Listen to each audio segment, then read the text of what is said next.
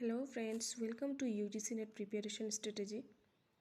आप लोग अगर यूजीसी नेट ऑनलाइन में जाएंगे, यहाँ पे आप लोग देख सकते हैं UGCNetOnline.in।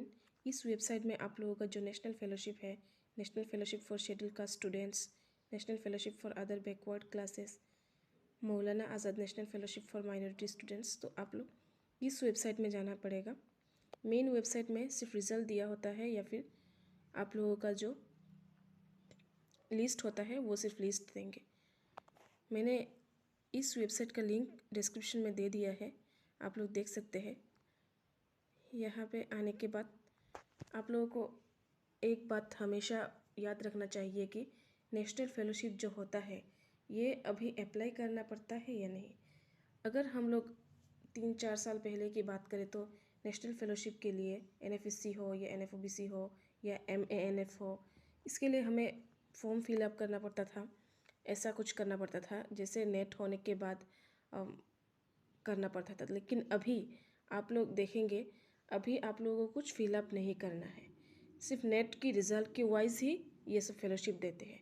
अगर आपका नेट अच्छा हुआ तो फिर आप लोग अगर माइनॉरिटी की कम्युनिटी के हो तो MNF मिल सकता है। अगर आप लोग OBC की हो तो आप लोग national fellowship for other backward classes में आ जाएंगे। अगर आप लोग SC हो तो फिर national fellowship for schedule cast में आ जाएंगे। आप लोगों को एक बात ध्यान रखना है कि आप लोगों को कुछ अप्लाई करने की ज़रूरत नहीं है, कुछ सुनने की ज़रूरत नहीं है कि अप्लाई करना पड़ेगा, वो करना पड़ेगा, फॉर्म फिलअप करना पड़ेगा, यूनिवर्सिटी में कुछ करना पड़ेगा। आप लोगों को कुछ करने की ज़रूरत नहीं है। आप लोगों ने नेट का फॉर्म फिलअप करके ही एग्ज़ाम दिया था, तो उस हिसाब से नेट की रिज़ल्ट के हिसाब से कोई दूसरा डॉक्यूमेंट्स की ज़रूरत नहीं है। नेट के हिसाब की उस तरीके से आप लोगों का रिज़ल्ट आएगा। अगर आप लोगों का रिज़ल्ट अच्छा हुआ है, कुछ मार्क्स से रह गए हैं, या फिर आप लोग फेलोशिप ऑलरेडी रिसर्च स्कॉलर है तो आप लोग फिर ये मौलाना आज़ाद नेशनल फेलोशिप ऑलरेडी जो रिसर्च स्कॉलर है उन लोगों को प्रायोरिटी दिया जाता है, या फिर आप लोग SC कास्ट के हो है और रिसर्च स्कॉलर है तो आप लोगों का मिलना एकदम पक्का है। तो आप लोग टेंशन ना लें, आप लोग फेलोशिप के लिए अप्लाई करने की कुछ ज़रूरत नहीं है। सिर्फ आप लोगों को इंतज़ार करना है कुछ दिनों के बाद, यानी कि रिज़ल्ट दिया है 5 नवंबर को, तो आप लोग 10 या 15 डेज़ इंतज़ार करेंगे तो आप लोगों का रिज़ल्ट आ जाएगा। लेकिन उसके कुछ दिन बाद ही आप लोगों का अवार्ड लेटर आता है, क्योंकि जो JRF का अवार्ड लेटर आता है वो बहुत जल्द आ जाता है।